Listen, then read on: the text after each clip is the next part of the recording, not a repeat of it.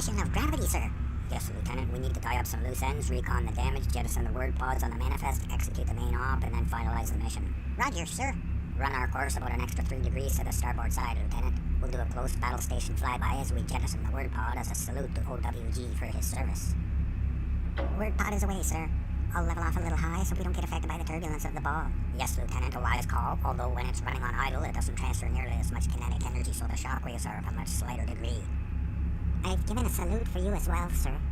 Well, because... Yes, of course, Lieutenant. No need to explain or feel awkward about it. We're quite aware of my situation here. Okay, Lieutenant, hit it.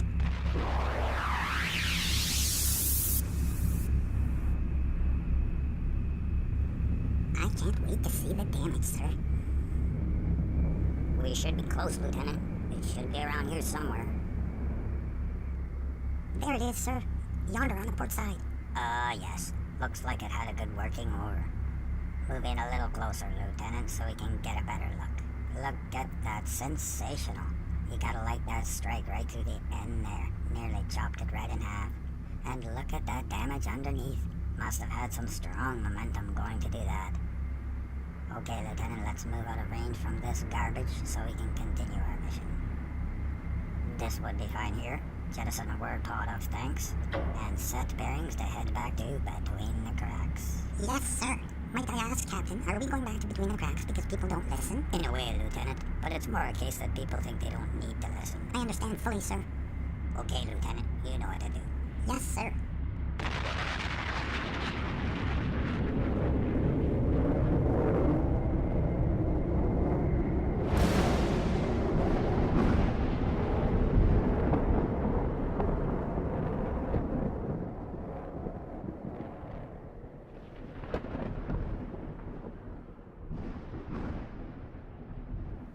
I've returned to the island from my video Between the Cracks because it was a small patch of groundwork that I had laid that basically platforms, in one way, shape or form, everything that's covered in my work in these videos.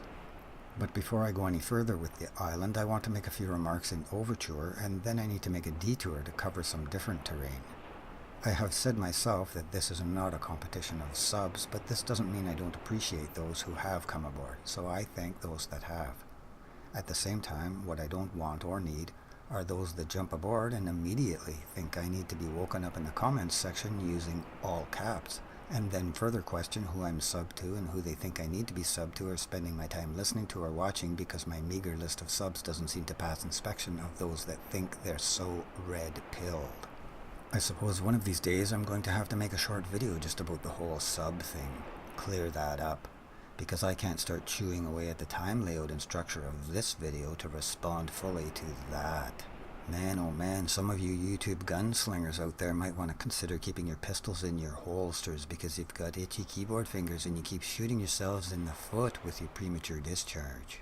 On the other hand, I'd like to give a nod to those that indicated that I stirred some curiosity and inspiration within them from a philosophical perspective. That's always good to see. And with that, I would like to try and reach out to the younger group that seem to care and have a fresh eagerness. A fresh new generation of rational, objective-oriented young minds is the only thing that can save the world now, because my so-called contemporaries and their forefathers, for the most part, have failed you miserably. The likes of my entire family have ears that don't function and minds that are dormant. But they all think that none of the problems we face today are their fault. They're wrong. And so what I decided to do is use my family as a detour to journey through some various points and touch on various things. So I'm going to begin by sharing a little story about a phone conversation I had with my oldest brother more than a decade ago. Our volatile discussion was about the regression of our society, and I was saying that there's a big difference between having balls and having moral courage. And the circumstances where the latter is called upon is 100-fold more than the former, and that's being generous. And people have always had the wherewithal to do their own part in their own surroundings, and especially at work, but choose not to because they're moral cowards, little submissive puppets. Or in short, it's a typical conversation where I'm on the receiving end of, "You can't change the world on your own, you know." Which is why I'm typically trying to explain to him that it's not about trying to change the world at the crux of it, it's about having some self-respect to speak up when you damn well know you should. But That's where the conversation starts to go off the rails because the concept of self-respect has been raised, and it's like opening a wound that's never healed properly, especially when combined with the query as to what's the purpose of our life if all these important words we use like values and responsible don't really mean a damn thing. The question of what we're leaving behind as a future for children can't be answered by people like you because the crucial words that you use that are shaping that future don't mean anything. And it's worse in the sense that you don't want them to mean anything and you despise those that do. A disgraceful, mangled mess is the only thing that can result from that equation. And that's exactly what we have. Goodness me, all these fancy words that are supposed to put us above the brute savagery of the animal jungle, yet they're dismissed as trivial parlance and not to be taken seriously in the context of the so-called Real world, because after all, you gotta live. So you're nothing more than a bunch of salivating beasts living in nice houses, relaxing at nice cottages, and driving fancy cars. Outstanding. But then I made the mistake of mentioning the name Ayn Rand, you see, and as fast as lightning, a sneer of hatred struck back that he fucking well doesn't need Ayn Rand to tell him how to live his life. And yet only a moment later, after lecturing me about how I need some lessons on life, like learning how to keep my mouth shut at work, he says to me with a dismissive cynicism, there's, some saying about accepting the things he can't change. I don't know how it goes, but you know what I mean. You see, he doesn't even know the entire phrase. He only knows the segment about accepting things that you allegedly can't change. A complete cop-out, a throwing in the towel of personal responsibility. I was saddened by that simple exchange because he didn't realize that within the short confines of that conversation, he basically revealed the complete cultural, moral, and intellectual bankruptcy of our age. How specifically? Well, a moment prior I was sneered at with raw hatred because Mr. Responsible emphatically said he doesn't need the words of Ayn Rand to tell him how to live his life, and he certainly doesn't need me telling him that. Nope, but observe what words Mr. Responsible does need to live his life, or what I should say is what words he needs to avoid really living his life as a human. Does he need his own words to accomplish that? Nope. He just snatches a fragment of a handed-down, worn-out catchphrase that's been stored in the mental file cabinet under the tab of handy excuses. Yep, don't need Ayn Rand's words, just some rehashed excuse of a bunch of half-wits from generations previous. Just like the fools that like to say, History repeats itself, you know. as if it's preordained to be that way. Ironically and sadly, in one of her essays, Ayn Rand discusses in detail that very statement about accepting the things he can't change and the courage to change the things he can and having the wisdom to know the difference. And she makes particular note that the most insightful aspect of the statement is the part about knowing the difference between what can and can't be changed. The problem is, people like my brother and the rest of the family and droves and droves and droves and droves of other people all include man-made issues in that category of some kind of metaphysical unchangeable. It's easier that way, or in a nutshell, you can't fight City Hall, but somehow City Hall means everything from the workplace to the mental conflicts within their own mind. They see the world as falling apart and they know they're doing nothing but acting as a facilitator to it all, but if they unanimously resign themselves to a dogma that it can't be changed, then they're free from any moral and intellectual responsibility, similar to the strategy of saying there are no answers to avoid the effort of finding any. And with my brother, the conversation goes off the rails even more when I start talking about the band Rush and how he seems to fit the picture of one of my favorite little lines of theirs. Hide in your shell while the world goes to hell. This here is a really old photograph of one of my brothers behind his drums performing Rush tunes with his old band. I say one of my brothers because he's not the one I was on the phone with, but it doesn't matter because they both reside in the same mental dormancy. But they're not stupid by any means, that's for sure. In any case, my oldest brother, the one I was on the phone with, was also a drummer that played in a band that also played Rush cover tunes. And people can blab whatever they want about Rush's style of rock music, but they're brilliant musicians, and all through their career they've been telling their audience as politely as they can to stop being puppets. This brother is a wizard on a drum set, and in large part because he started playing at such a young age. I had mentioned in a previous video that my father and brothers played in pipe bands, and we used to gallivant all over the countryside attending the various Highland games.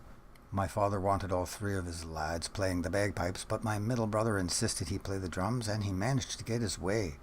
And I remember when I was a little kid watching him in the car and in the house playing on his practice pad with books tucked into his armpits and held against his body with his arms to force him to use his wrists while he was playing. If he moved his arms too much away from his body, the books would fall. I remember it like it was yesterday. Here's a really ancient photo of my brother and I. You can see the size of the drumsticks in relation to his body. In later years, his musical interests shifted to rock music, and he also attended music college, so his skills only became even more refined.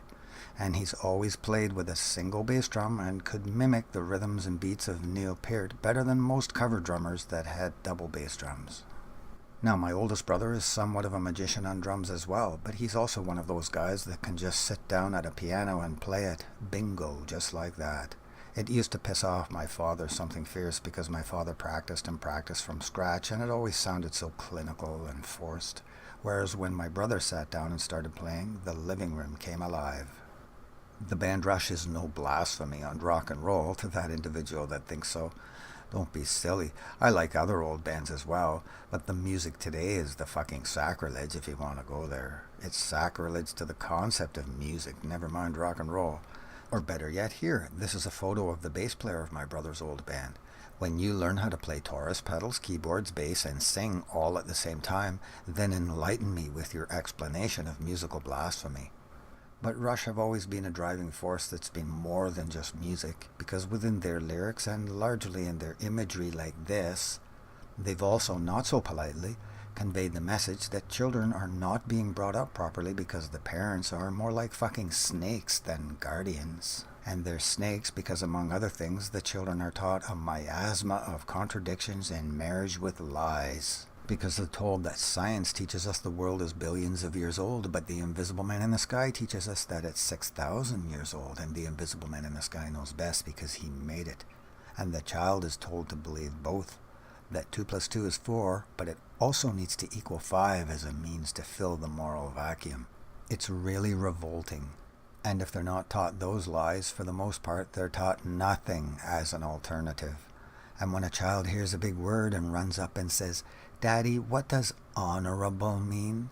Daddy says, well, you'll understand when you get older. Run along and play with the others now." Phew, got away with it again. And then the child grows up into the same confused vessel of doubt and hatred. But Rush are not unlike Ayn Rand in the sense that there doesn't seem to be any satisfying results from their work. In Ayn Rand's case, her book Atlas Shrugged sold so many copies that it became second only to that piece of shit Bible. Yet she was appalled because she saw no change. In fact, it was getting worse, and she saw that the people that praised her work were the ones that did it the biggest disservice because they ignored it, and she hated them for it because it was one of the main reasons it only got worse. So it's the same with Rush, really. Now that their career is over, they must be looking on with disgust that all the people pumped their fists and sang triumphantly and proudly to their lyrics. "Now is the time to turn the tide, now is the time to fight. Let us not go gently to the endless winter night." But none of it really meant a damn thing because it's best to hide in your shell while the world goes to hell. It's so sad. So my brother's just become the dog on the front of the album cover of the band they loved and even used to play their drums to, probably still do. And here's where the philosophy will emerge more vividly into the picture with a different kind of moving pictures. Pun intended for any Rush fans. I could basically replace the picture of the dog and fire hydrant with this freeze frame I took from the old movie The Miracle Worker. But not quite, because this is the point where Helen Keller is finally making the connection inside her head that the signals she's been taught by Annie Sullivan to identify with the water actually means the water. Now, Helen Keller was both deaf and blind, for those that may not know, and Annie Sullivan was the teacher that relentlessly worked with her to not only teach her a touch alphabet sign language, but to push her mind into the realm of knowing and understanding, making the gears in her mind mesh together. With being both blind and deaf, she was a tormented entity locked in an unknown state of darkness and silence, with her senses of touch, smell, and taste being her only connection to the world. Annie Sullivan managed to teach her many words through the touch hand signals to spell the things related to her daily routines like milk and water and so forth, but there was no conceptual connection. She was no different than a parrot that can repeat things, concrete bound to the entity itself, and not seeing the word or signal in her case as a conceptual abstraction of the thing. You can teach a parrot to repeat words, but you're never going to teach it that it's a word and not just a sound. This is what bridges us apart from animals. That's why I said not quite, because the real freeze frame that should be here, that would be equivalent to the dog, is anything previous, depicting her state of total unawareness on the conceptual level. But during this interlude Annie has at the pump with Helen, because Helen was misbehaving so badly, she relentlessly repeats the signals over and over and over, and through the process of touching the water with the monotony of Annie spelling out the signal, Helen finally makes the connection and realizes the signal for the water actually means the water. It's as though the light bulb was finally given that one little extra turn. So now the signals can be put into a constructive and correlative sentence, and it's not just a concrete bound signal that if I want water, I make signal for water without even realizing that it means water, like a chimpanzee would. And you sure can't teach a chimp to do that. But a key point that must not be forgotten is that although she's now bridged that gap, it's still anchored to the concrete. But this is pretty much the message, or maybe I should say signal, that Rush are sending.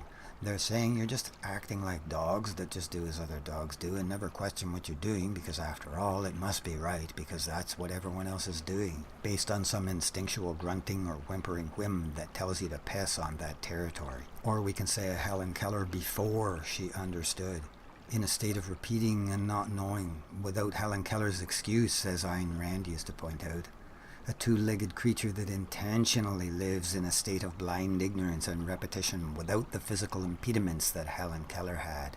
That's why I think most people don't even deserve to have the eyeballs that are lodged into their ignorant skull because they don't use them properly. Helen Keller was an impossible, violent little tantrum-throwing misfit while trapped in her dark horror, but Annie Sullivan refused to give up. That's why Ayn Rand referred to that movie and true story as a hugely powerful illustration and study of epistemology and the nature and power of the human mind, and a vivid representation of the cultural dormancy and intellectual stalemate of humanity, and one of the main reasons humanity continues to do nothing but spiral downward. This is also why she stressed that language is our most precious tool. But a monster would teach Helen that the signal for water means water today, but might not mean water tomorrow, because there is no reality, only perception, and language doesn't really need to be objective, and words don't really need to be anchored to the concrete of reality. Blank out, as Miss Rand used to say. That's why she hated the philosophers that would go as far as to say, you can't really trust your senses. All Helen Keller had was her direct sense of touch to trust as a means to help her climb out of the dark, silent hole she was trapped in. Yes, she had the senses of smell and taste, but it was her sense of touch that bridged the gap and triggered the cognitive shift in her mind to rise up to the conceptual level. So speaking of bridging gaps, I can finally return to the island. In my Between the Cracks video, I did the island sidebar to make 3 points. The first point was to quickly squash Justin Trudeau's stupid statement that diversity is the engine of invention. I basically said, although the chances of one being stranded on a remote island are pretty remote, it would not alter the fact that if you were, the only diversity available to you would be that which your thinking mind creates. And waiting around for someone else to show up to add some diversity is not a favorable idea. Secondly, I pointed out that altruism, which is the core premise of socialism, is metaphysically impossible to bracket as man's fundamental cardinal value. Thirdly, I pointed out that because no amount of praying will teach you how to start a fire or build a shelter or hunt for food, it eliminates religion as a value, period. People jump up and want to argue. But we don't live alone on islands, and No, we don't, but you can't use that argument to wipe out the metaphysical facts that man's very existence and survival is hinged on his ability to think, reason, and create, and the products of those efforts serve to sustain him because he's the axiomatic beneficiary of his actions in the process of preserving his own life. So his most noble goal and prime mover is not to live for the sake of others, or to go search for someone to please or help, or to live for the sake of the island for that matter. Whereas charity serves as the most noble deed and prime mover in religion. Charity is just another subdivision, so to speak, smuggled into the whole gimmick of altruism. especially when called upon to be unconditional. And if you try to argue that, you're swinging at a piñata that isn't even there. But I also need to make it clear here that this is not saying that helping others and wanting to help others is not a decent thing to do. And people that remain preoccupied with that attack of negativity will never begin to grasp what I'm laying out here. Here I'm centralizing the point that it cannot be bracketed as man's fundamental cardinal value. That's why I emphasized fundamental. It's metaphysically impossible. Then comes the argument... Well, so what? What does it all mean? It's pretty obvious, isn't it? Well, it poses a host of problems within itself when we start exploring it. Firstly, we see that if a man on that island wants to be a good man, according to the Christian doctrine, he needs to search that island high and low and find someone to help or give something to. This is where we see the whole gimmick fall apart. Because not only do we see that there is nobody to give something to so that you can gloat and announce to the world you've helped someone, we see that before you're even going to find yourself in a position to give someone something, you would first have to create something now, wouldn't you? Just try and claim your right to housing on that island without pursuing it first. You might have some wet nights waiting for someone to come along so you can demand that right from them. Just like I said, I wouldn't recommend waiting around for someone to come along to add that necessary diversity that Trudeau thinks is needed to invent and create that roof over your head. But Justin Trudeau introduces that whole new species that crawls ashore one day. And once the parasite like Trudeau crawls inland, he comes upon a man creating. And he's envious because he knows himself that he's a useless parasite that can't accomplish anything. So he peeks from behind the bushes and sneers to himself that the thing the creator is struggling to create will never work. And he wishes nothing more than to see him fail. But then in the end he sees that it did work, and so he glances around and picks up the biggest rock he can find, and worms his way up and demands that the creator go away or he'll crush his skull in, because this is his house now, because he has a right to housing. And this is where my favorite words of all time of Howard Rourke fit in. Thousands of years ago, the first man discovered how to make fire. He was probably burned at the stake he had taught his brothers to light. And when the entire analysis of it is considered, we see it dismantles the gimmick one step further, because it reveals when you categorize charity as the golden value, it directly, but incorrectly, links the notion of being good to suffering. So it's saying in order for good to exist, there must first be some suffering. For one man to be good, another man must be suffering. So for mankind to be honorable, mankind must suffer first. The gimmick is locked and mankind is doomed, because if there is no suffering immediately on hand, they'll just create some, and that's what they've been doing for a long, long time. And that is why it is not Christian values that we are fighting for our life to save here. The fight is now to recognize real human values and fight for those.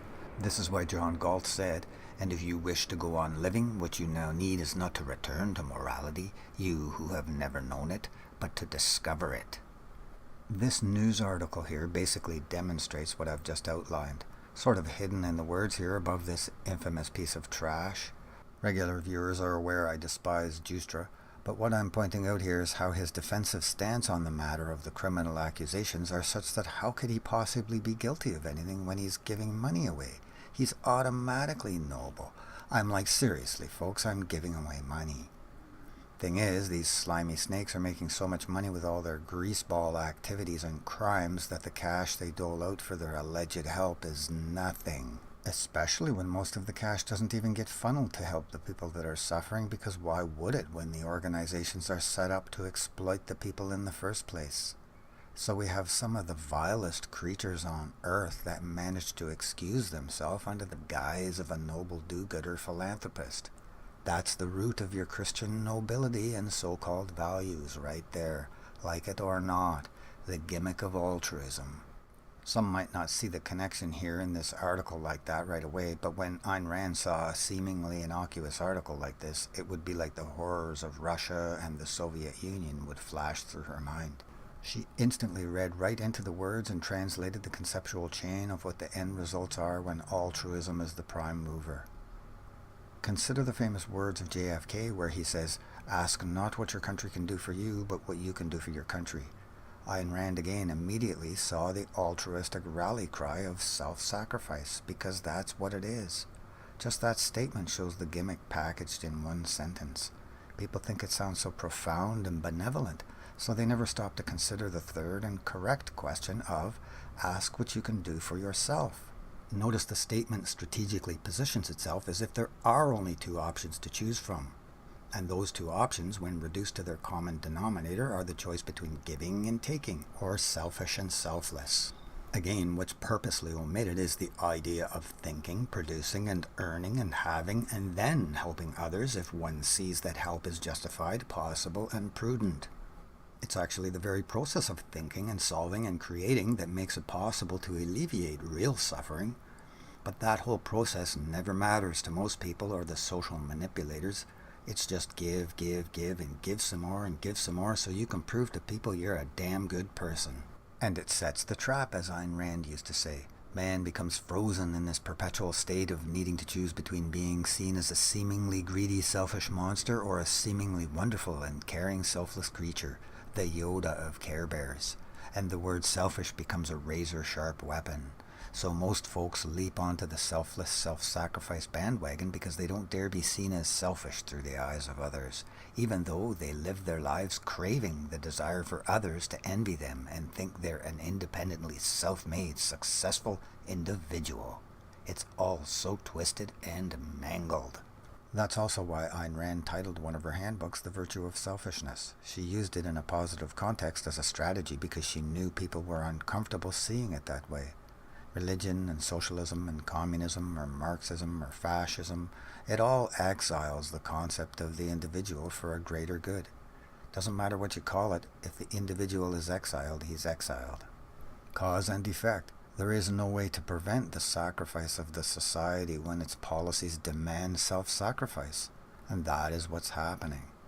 This is why it's a contradiction for a Christian to give grave warnings about the dangers of the oncoming Orwellian 1984 socialist/communist Big Brother-style takeover. Because socialism is altruism, and altruism is selflessness, and selflessness is synonymous with Christianity. And to ignore that is to hide in your shell while the world goes to hell. Look, sir, it looks like a survivor. Yes, indeed, I believe you're right, Lieutenant. Must have bailed out while he had the chance. Nice to see someone coming to their fucking senses for a change. Alert the recovery team to prepare for a code red extraction. Right away, sir. Prepare to seal the inner blast shield and open the recovery bay hatch. Yes, sir. It looks like he wants to come aboard. Careful, he's caught in some downdraft. He's going to bump the nose cone. I hope he doesn't crack. We don't need that snotty mess plugging up the keto tubes. Steady does it. A little jostle, but he looks to be okay. Some fine navigating, Lieutenant. Thank you, sir. These operations are always risky with the front emergency recovery bay hatch open. It's high exposure for incoming projectiles. You can never be too certain what kind of tomfoolery there might be lurking out there at a time like this. We'll execute with full and cautious expedience, sir. That's some mighty nice work, Lieutenant. Thank you, sir. He looks to be okay. A little frightened, maybe. Good thing he's okay. They crack so easily, you know. But he's in good hands now because that's our crack recovery team we have below deck, and they know their business like black and white. He's safe now, sir. Yes, serious business that. We're lucky to have such an elite standby emergency team. Highly trained specialists. You need a specialized extraction team to deal with chicken shit pandering and egg-headed bullshit, Lieutenant. They undergo years of intensive training to meet the gravity of such work. I'll tell you what, Lieutenant, if there wasn't so much chicken shit pandering and egg-headed bullshit, the world would be a much better place. Fuck, people piss me off. Society is collapsing, Lieutenant, and they don't give a monkey's fart, and I wish they'd stop being puppets. Damn them. Affirmative, sir. Okay, Lieutenant, let's put a little distance between us and the target. Yes, sir. We won't go too far. The closer we are, the easier it'll be to beat the time chain reaction. It's a calm night, Lieutenant. It is indeed, sir. But not for long, Lieutenant. Let's rein it in here, spin it around, and finalize our mission. Dial it in and deploy a combustion fusion displacement annihilation missile. Go with the signature series, Lieutenant. We want full vaporization. I said before, we're not fucking around. I was so horny to do that, I had the coordinates locked in already, sir. Should be a good show.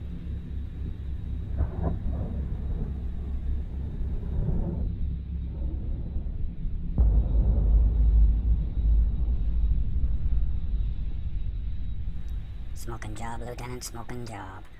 Okay, Lieutenant, get ready. One more second and punch it. Full mark, Lieutenant. Calibrate the stabilizers for deep shockwave thrust. Go direct on the DBA frequency module and secure the propulsion intake flat guards.